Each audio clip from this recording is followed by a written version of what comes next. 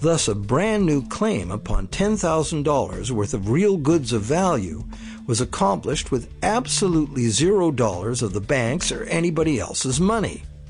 On top of that, the bank gets to have all this so-called money paid back by the borrower's honest toil, plus interest, or the bank gets the car.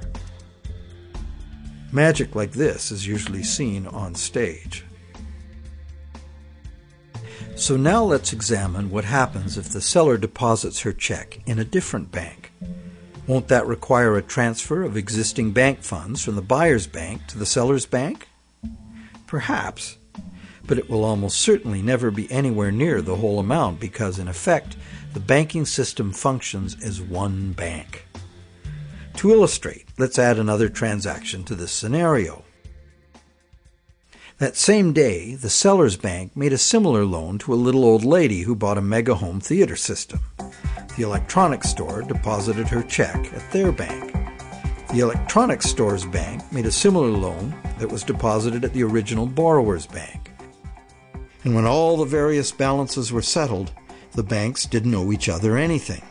And even if there were differences, they would have been just a small portion of the total credit created. So, at this point we can say that although banks don't actually lend out their depositors' money, as most of us imagine, they still need deposits to make loans. This is because banks need incoming credit from other banks to offset their own credit being deposited at those banks. As long as banks keep their outgoing credit balanced with incoming credit, they are free to make new loans and thereby keep creating brand new credit money. None of it will ever have to come out of the bank's pockets.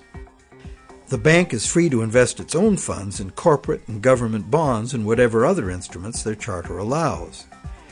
If one draws a diagram of it all, it looks like this.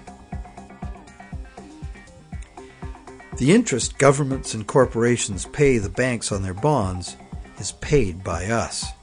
We pay it as a portion of our taxes, and we pay it in the price of all the goods and services that we buy. And there is another thing passed on to us as well, and that's the risk that the bank will go broke and not be able to honor its promises to pay.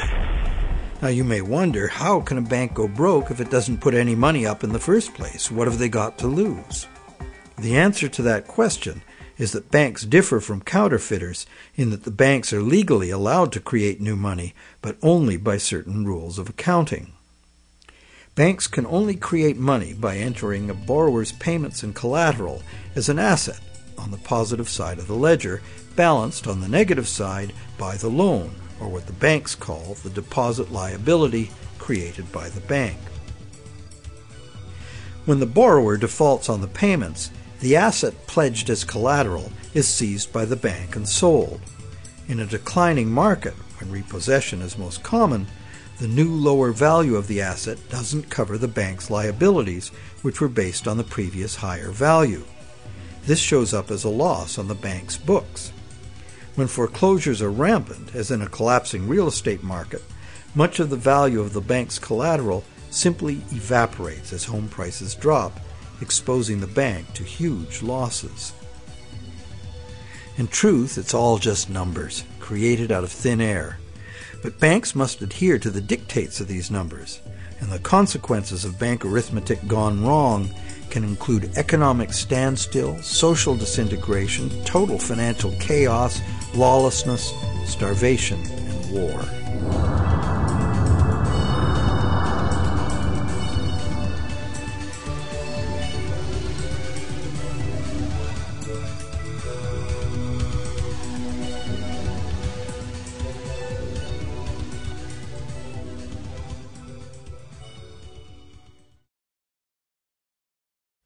However, for the purposes of understanding the anatomy of a loan, we shall assume that the system is still functional, and all three of the loans we were looking at will get paid.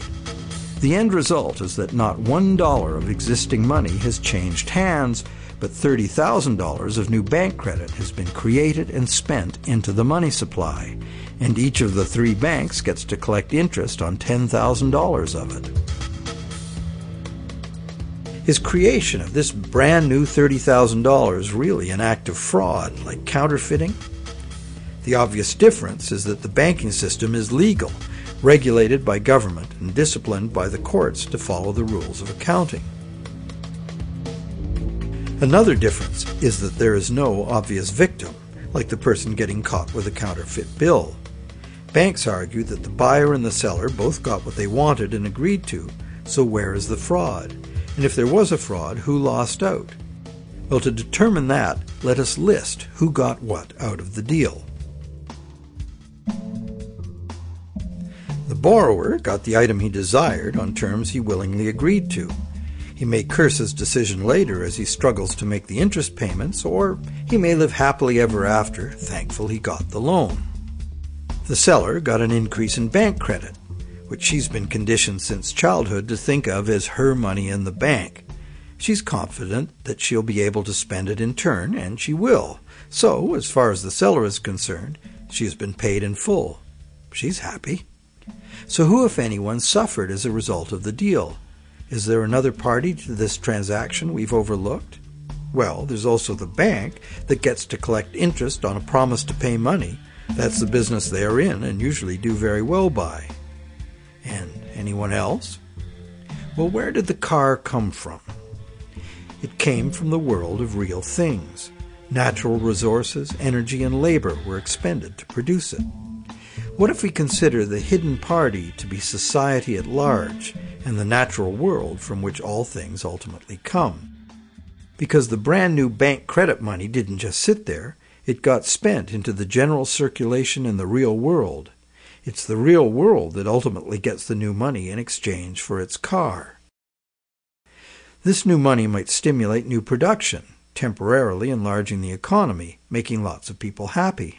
In fact, it often does, as most bank credit comes into being as a home mortgage, stimulus for the residential construction industry, a big provider of good-paying jobs. However, after its initial productive use, this newly created money will basically just dilute the money supply, reducing money's purchasing power by a very small amount. So, in contrast to counterfeiting, where the loss occurs to a specific victim, here the loss is borne by us all, because the real substance of the loan, the car, was extracted from the economy at large, by a slight loss in the value of everyone's money.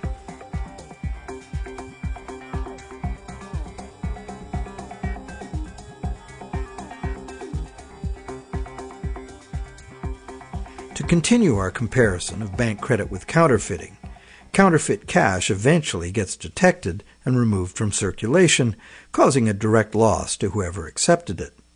There is, of course, no guarantee of how much will be detected, nor any prescribed schedule for its removal. Bank credit is also removed from circulation over time, because, as bank credit is paid back, the principal part of every payment is extinguished. Now remember that almost all the money in existence today is bank credit. Therefore, almost every dollar that passes through our bank accounts has a scheduled appointment to one day be paid as a principal payment on a bank loan and cease to exist. On top of the principal are the interest payments, which will become bank income, much of which will be recycled into the economy as interest to depositors and other bank expenses. So it's not immediately apparent that there's a loss to someone as a result of bank credit being withdrawn from circulation the way there is with counterfeit cash. But if we look closer, we find an interesting situation. We don't need anything more than fundamental arithmetic to understand the power that lies in controlling the money supply and why, as currently designed, total debt must constantly expand or the system collapses. Whenever the rate of debt money creation falls behind the rate of debt money destruction, the total amount of money in use will shrink. This is called deflation because the money supply is shrinking, like a deflating balloon. The result is less money relative to the goods and services available. With less money around to pay for them, the price of goods and services go down. At first, this sounds like a good thing, and it could be, if money were not created as debt at interest. For anyone not in debt, deflation would be like a general dividend on money, paid in goods and services of our choice. It would be as if money were the people's stock in their own prosperous company, their nation. People wouldn't have to demand a pay raise. If a nation were more productive as a whole, thus deserving of a raise, everyone would benefit automatically by having their money buy more. However, this is definitely not the effect deflation has in a system where money comes in the form of interest-bearing debt. More than 95% of all money currently in existence is in the form of debt to banks, promises to pay with interest added. And as we have seen, the principal is created, but not the interest. Due to the time delay between money's creation and its repayment, and the recycling of interest earnings as bank operating expenses, most of us can keep up our payments while the money supply is increasing. However, if the money supply or total debt is decreasing, money becomes harder to earn due to its scarcity, and fixed payments become harder to meet. For those heavily in debt, the money shortage can become catastrophic.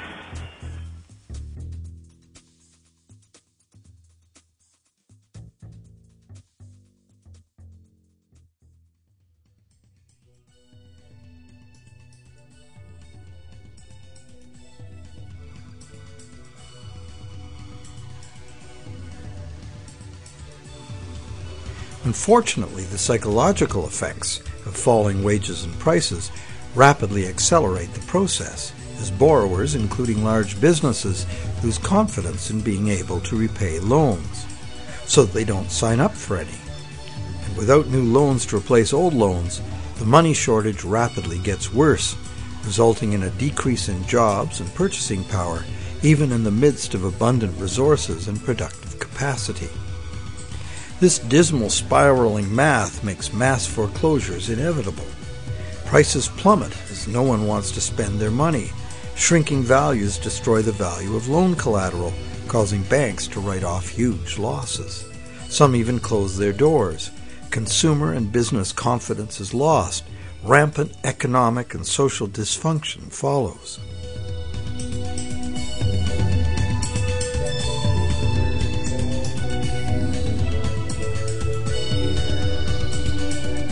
This disastrous spiral cannot be turned around unless the government creates new money itself or goes deeply in debt to private banks in order to create enough new money to reorganize and rejuvenate the economy.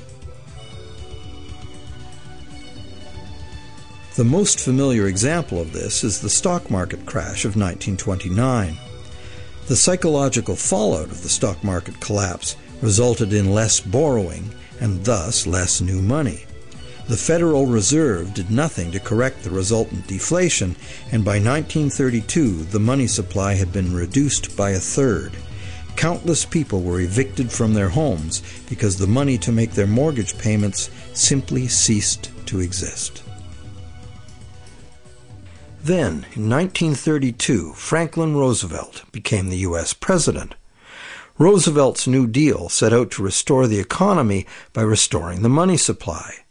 To counter the money shortage, Roosevelt borrowed from the private banking system. Factories started hiring again. But only when the war arrived, there's suddenly no shortage of jobs or funds available to do what was necessary for the war effort. It was the money expended on World War II that ended the Great Depression. The war also resulted in 50 million deaths worldwide and led to a new hostile international balance of power with its attendant arms races, mounting debts, and sweeping social and technological transformations.